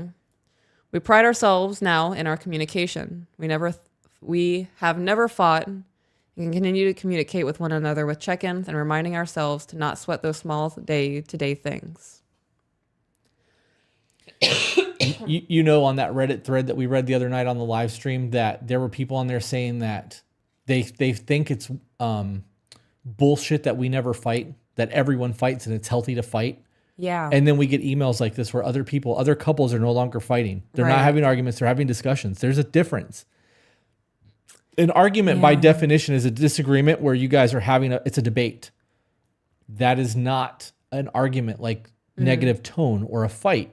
Right. If you don't have those discussions, you're never going to move past them and grow. The difference is when you start getting heated and you start taking jabs and yelling and doing the shit that you shouldn't be doing. We don't have arguments. We may have a disruption every once in a while. And like, I may in the moment be like, I don't want to argue with you. And you're like, I thought you said this is a disruption. You throw that shit to me all the time. It frustrates me so bad in the moment. It frustrates me so much when you say it's an argument because I know what real arguing is. Right. And it's not it. It's not it. But Yeah. it's just the verbiage that I'm using in the moment because I'm frustrated. My brain, my IQ goes down. I can tell. It makes me fucking stupid. That's why I call you on it. Yeah. You're going to frustrate me by saying it, so I'm going to frustrate you by pointing it out. Right, but you do, and it stops. Yeah. Like, it instantly reels me back in because you are basically using my vernacular against me, but that's the way it goes. When we get frustrated or fight or flight kicks in, our IQ drops. I think that's the way to do that, though. When you repeat back to me what I just said to you, I'll be like, okay, that's not what I heard myself say. So now I'm not in tune with myself. Right. Or I just heard what I needed to hear in the moment because of elevated mindsets. Yeah. Yeah. Okay. Recently, I've taken more traditional wife roles in our home because both my boyfriend and I thought it was time that I left the casino industry, and he needed a bit more support with the academy. Oh, so he did make it into the academy. Mm-hmm. I saw no issue with this as I am absolutely in love with this man and would do anything to support him. However, I have really been getting a lot of negative comments from friends and family because they think that I'm giving up all of my schooling and training for him and that the new traditional roles are for both spouses to be working. I still work, and I'm actually working for my boyfriend's brother's startup business, but according to many, I no longer have a career. I'm sorry, was dealing cards at a casino a career? Was that the epitome of she's gonna fucking make it for our family, like first generation going to college shit? Real question is if they're not in your relationship, why do they have an opinion on your relationship? Yeah. Are you living my life? No, then shut the fuck up. Mm-hmm. This was really hard for me at first because I'm such a people pleaser, but I would much prefer this new role that my boyfriend and I have discussed. This is the part of the email I swore I wouldn't cry writing, but I already have tears in my eyes. A couple of nights ago, I was very depressed about the feedback I had been getting about the change, and I had deleted all of my social media accounts except TikTok because no one knows I have one. Same though. I don't have social media. I don't have Facebook. I have the Instagram that I use because I am now a personality. Right. So I have an Instagram that I post whatever the fuck I want to post to it. And then we have all the business ones. And then we have the business ones. That's it. I don't have a Twitter account. Yeah. I don't have a Reddit account. I'm really not on anything. You can find old accounts of shit, but I'm not active on anything. And it's because I don't agree with what the vast majority of the population in America is saying. I don't agree with it. I don't believe that the vast majority of America is saying that. Yeah. I don't. I believe it's a very small group of people that are making a whole lot of noise. Then not enough people are standing up for what they believe in. That's changing. Did you see that red beard guy that I showed you last night, Oliver, whatever the fuck his last name? And he had one song go overnight to number one on the Apple chart. And it's literally "fuck the government, stop stealing our money." I like that. Yeah, and people are listening to what we're doing. I really truly believe that there is a swing coming back the other way and that things are going to start to change. I have to believe that. Yeah. I hope it happens before economic collapse. Yeah, I hope it happens before our kids are old enough to start dating. Me fucking too. And there is going to be age restrictions on dating. Yeah.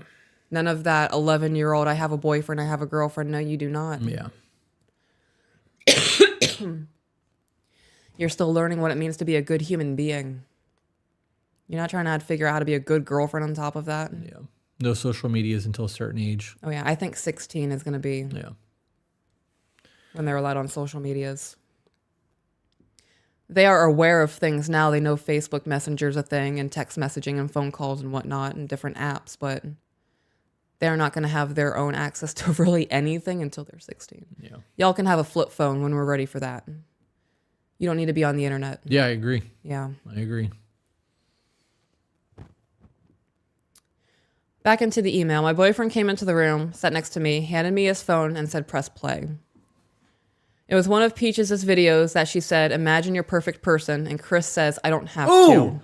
Oh, I don't have to. Imagine that. I just said I don't have to. My boyfriend looked at me and said, "I don't have to either," and expressed that he appreciates everything I'm doing for him and that he knows how much of a burden things have been on me. Food been picked up? Yes. I'm getting emotional. Yeah, I was too. I'm glad that you stopped for a second. Yeah, this is a lot.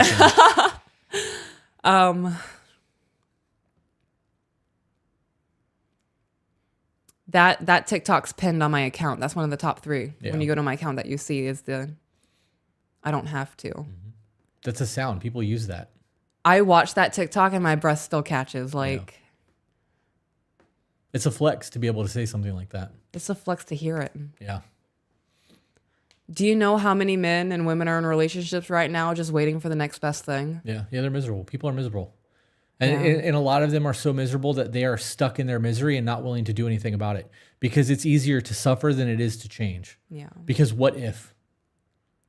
What if? Yeah. Hearing that you don't have to imagine having your dream person. Yeah. That's a fucking flex. I explained that he never once has been a burden. Relationships are work and you get what you put into them. And I've been treated like a queen. And I plan to do the same in return because I love him. Long story, and I'm so sorry, but I wanted to thank you both from me and my boyfriend for the reality checks that we so desperately needed to help develop our relationship that much further. I thank God for putting this man in my life, and I thank you guys for helping me and him to keep us in a healthy and happy relationship. Not gonna lie, this email was definitely therapy for me. Lots of tears were made in the creation of this email, but all happy tears. I wanted you guys to know that you are doing things to make a difference. Thank you for listening to my rant, and I hope you both are doing amazing. P.S. You definitely don't find guys like this on Tinder. Yeah. Yep. Yep. So I have a whole lot of conversation that I want to have about Tinder, but I want to save that for an R&R because you have a whole lot of stats that you want to run through. I do have a lot of stats, so yeah. I'm going to not get into that. Let's get into some super chats. There's still about 600 people watching, so we'll read through Holy this. shit, Yeah, okay. We'll read through the supers and then call it while we're ahead Okay. because there are still a lot of people watching, and Well, I don't want to take away from that. Food has not been picked up yet. That was just them letting us know they're on the way to the place. Okay. So we definitely have time. All right. Ashley M. Squirtle sent us $3 with no text. These are very small on my screen. Sad Swoosh sent us $2.50 with no text. Chris said, finally watching a live, just got into the Discord and I am almost caught up in the podcast. Thanks for all you guys do. You're welcome. You're welcome. Ashley M sent another $2 with no text. Blizzard sent $1.50 with a peach. That's me. Ashley M sent another $3 with a I don't know what that is. No text. And then another one with no text. Thanks for the super chats, guys. Sad Swoosh sent $2.50 with no text. Okay, going to the next one. Blizzard sent a $20 super that said, we love you guys. Keep it up. We want Peach's aprons and cleaning gloves. The aprons have to be designed. If I'm doing cleaning gloves, it's going to be black, pink, and white. Yeah. That's going to be the only colors I release. And it's going to be like polka dot and like roses and... Super feminine. Yeah. Yeah. Yes. Ashley M. Squirtle sent a $10 super chat that says wrecked. This one says from Nicole that says, how introduced to my man I would enjoy a day collar. Ooh, that's a discussion. That's a whole discussion. It's more than just a day collar. Yeah. There is so much behind the symbolism of this necklace that I wear. Yep. Do you want to get into that right now? Or would you like to come back to that? We can come back to it. Okay. Okay. Alyssa sent a $3 super chat. Member for 5 months from Gremlin Girl. Thank you for everything you do. Going through a hard time right now, but Discord is helping me navigate the chaos. Thank you. I'm glad the Discord's being a support system for you.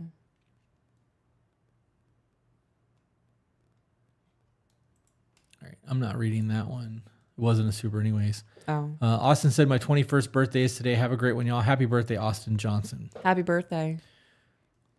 Traveling Tory PNW, $1.99. Thank you for the super chat. There's no text there. Lyric said, how do I stay positive for my son when the father shits on my character and shits on me being a mother? Your son sees your actions. Hopefully your son sees your actions. You be the best mom you can be and allow him to make his own decision because teenagers will eventually do that. Yeah. Kids may be manipulated a little bit, but teenagers are very much let me make my decision. I don't want anybody telling me shit. Mm-hmm. That's why they call it the rebellious years because you want to learn on your own. But I would also sit down and talk to your partner or your ex and be like, look, we're trying to raise a good kid. I don't badmouth you to the kid. I would appreciate you not doing the same to me because we're trying to raise a good human being and you're teaching him bad behavior traits. Make it about the child and not about you because he obviously doesn't give a shit about you, but if he gives a shit about his son, that'll stop. Yeah. Jamie Nicole, I've listened to your show every single day at work for the last month to catch up. Join Patreon. Love it. My relationship hit a major breakthrough a couple weeks ago, and we have you to thank. No, you have you to thank. We gave you the information, but you did the work. You were open to listening to it. Right. Means a lot. I'm glad that you guys are having such a good thing. All right. We read that one. That was the Janessa Super Chat. We got a member for 4 months from Mama 2 Burdette Boys. I can't get a connection with any man because I see every wrong. Almost wish I had rose-colored glasses at times. So scared. How do I get over this? Or what is y'all's thoughts? Reread it again. I can't get a connection with any man because I see every wrong. Almost wish I had rose-colored glasses at times. So scared. How do I get over this? Or what is y'all's thoughts? Are you seeing wrong, or are you making yourself so anxious that nobody can live up to a standard you've set? Right. Are you expecting somebody to just be perfect out the gate? Right. This is the courting phase. This is why we have them. The important discussions need to be had, because when you have somebody that's living their own life and doing whatever it is that makes them happy and whatever it is that they want to do, and a new personality comes in, those things have to shift. And you have to be willing to have a growth phase where the two of you are working together to grow past those things and start ironing out the wrinkles. Yeah. It's going to take time. People aren't going to be perfect out the gate. There's a whole lot of change that has to happen there, and they have to be willing to do the work. Maria sent us a $5 super chat with no text. Thank you for that. Food's almost here. Haley sent $1.99, no super chat or no text. Sabrina said, my fiance asked me last night, so since you're involved with 2BB, is our child's middle name going to be Chris for a boy or Peaches for a girl? People are going to start naming their kids after us. That's a fucking thought. I mean, we all saw what happened to Khaleesi. Like, yeah, that's people that didn't want to read the books. The information was out there. You knew she was going to be a fucking nightmare. Yeah, that's their fault. Okay. That's their fault. Be like, ooh, you regret that. All right. I think that's all the super chats. Someone said for $5, I think social media is a good idea for kids to have an account so you can tag them in stuff like baby book, but should definitely not have access. Nope, they don't need that. So what you do is you create a Gmail account, mykidsname@gmail.com. Yep. And then you send them emails. You send them photos. You send them emails about what happened in their life today, how they're doing. Today was your first day of school. You wore these ugly green shorts that you loved to death, and I hated them, but you wore your favorite dinosaur shirt. You had your favorite backpack. Yeah. You came home and slept in the car this afternoon because your first day of school was a fucking wreck for you. That was actually no yesterday. nap time. Right. Because Yeah. then when they're 17 or 18 years old, you give them the login to that email address so that they can go through and read all of those unread emails. Right. Starting from whatever's going on. Those kids don't need to have social media. Yeah, They social don't. media is for everybody else to see. Right. You absolutely do not need to let them have social media when they're young. Yeah. You guys, you recognize that people are creating corn with AI. Absolutely. They are hijacking photos on Facebook and creating corn. Right. This is a very massive thing on the deep web, and they are taking your children's photos. Yeah. You absolutely don't need to be posting pictures of your kids online, period. Because there's a lot of people out there who save those photos and do dirty things with them. Do not post your fucking kids on the internet. Yep. I don't care if your Facebook is locked down. You don't know whose intentions are what. I do not have a single photo of the kids on anything. Yeah. That's why every time they walk in the room, we're like, stop right there. And we're stern about it. We don't want them on camera. People don't need to see our fucking kids. Yep. Kenneth said, I recently read a post from my mom about her dealing with motherhood, and I think it is a great read and a new perspective for a lot of women in this generation, but I don't know how to share it. I think the food's here, babe. Copy and paste. I will go get that then. Okay. I'm stuck. Oh, God, I'm stuck. And now I'm panicking because there's somebody approaching. Anxiety. You're doing great. I'm trying. Oh, man. Okay. We're going to post dealing with her motherhood. I recently read a post from my mom about her dealing with motherhood, and I think it's a great read and a new perspective for a lot of women in this generation, but I don't know how to share it. Is that why he said copy and paste?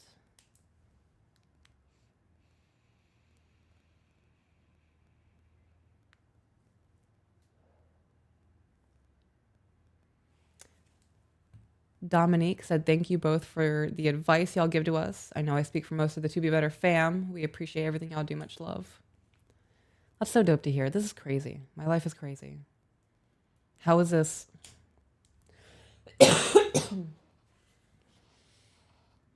How am I here? Why am I here? Almost 600 people watching. That's crazy. I had a panic attack going into Publix yesterday, guys. And now I'm sitting here talking to 600 of you. That's wild. Yeah. All right, I just set the food on the accent cabinet.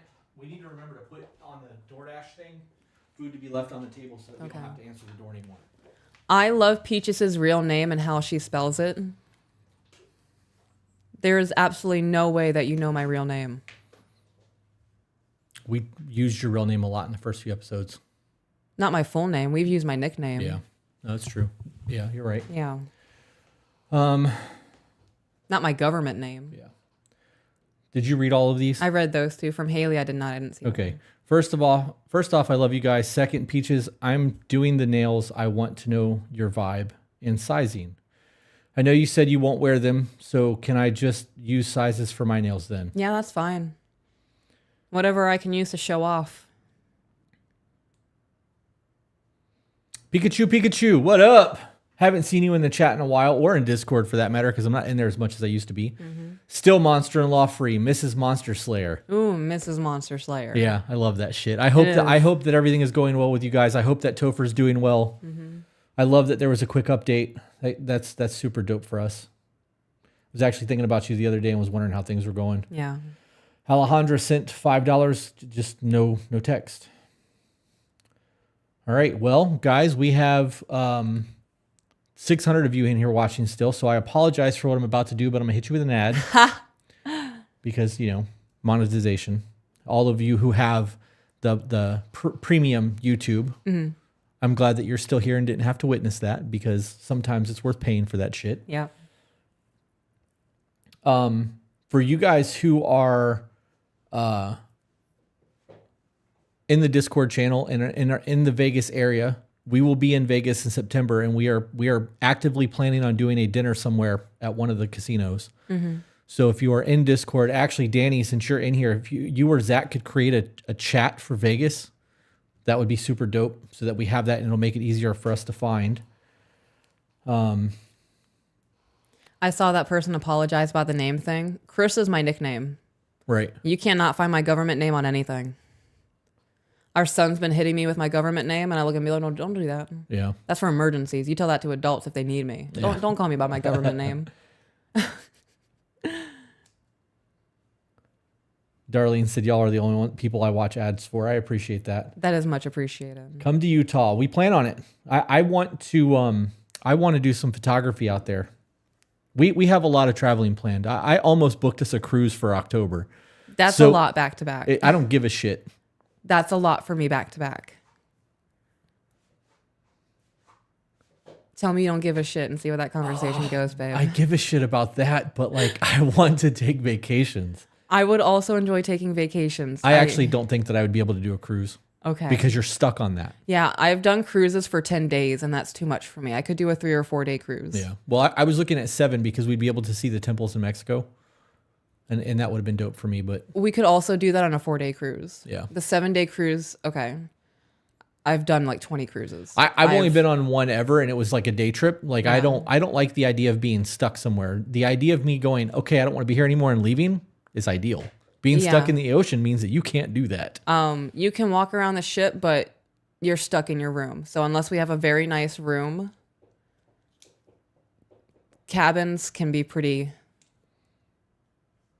constricting. We always get really nice rooms. I know, I'm just saying. I could do a 4 or 5 day cruise. Yeah. I think 4 day cruise. Yeah, 7 days is a lot for me on the water. Yeah. I looked, and to do 7 days with like the suite, like the 2-bedroom suite, was like 10 grand. It was a lot. Yeah. That's why I was like, how do you feel about a cruise in October? And you're like, seriously? I was like, I want to go on vacation again. Yeah, we're going to Vegas for 7 days in September. Yeah. I haven't even done Vegas yet, and I already need another vacation. Okay. Somebody asked if we would ever go to Canada. We have Banff National Park is on our bucket list to do photography for. So yes, we will do Canada at some point. Somebody said that the Discord mods would meet up with us if we went to Toronto, but from Toronto to Banff National Park, it's like a 36-hour drive. So I don't know how that'll pan out. But Banff National Park is definitely on our itinerary one day. All right, guys, that's it. We're going to go eat our cold food as it's currently sitting there getting cold on our accent cabinet. Oh, wait, there's another super chat. Thanks for the content you guys do. You're welcome. You're welcome. Karina. Decoy said, me and my wife love you both. Love you all. Both of our parents passed away. Yes, 4 deaths in 2 years. And this year you'll have really helped me keep my marriage intact. So you're welcome for that. That's love a lot. that. And another super chat. Becca said, do you think the hormone panel you promote is worth it for a woman who had a full hysterectomy so my body doesn't produce any hormones naturally? Yes. Yes. Yes. Yes. Yes. Yep. For women, I got to be honest, for men, our blood panels are easy. Make sure our liver and kidney are good. Make sure our testosterone's good and call it a day. Mm-hmm. There is so much more involved on the hormone panel for women that I 100% believe that it is worth doing. Yep. Yep. And you save $200 on your initial consultation with them if you use the To Be Better. And there's the, oh wait, I don't even know where I put that. Did it go up? I guess I didn't even type that in. M said, thank you for existing. You're welcome for existing. I'm trying to exist. We are definitely existing. Yeah. There's the Matrix links for you guys who are interested in that. Okay. Highly recommend doing that, guys. It will save you $200. Just do your blood work. Go to Matrix, fill out the paperwork, say To Be Better sent you, save $200, and at the very least, you will have a baseline of what your labs looks like. It is absolutely worth doing. Guys, we're wrapping this up. We will see you guys on the next one. Hope you guys have a great day. Bye, guys.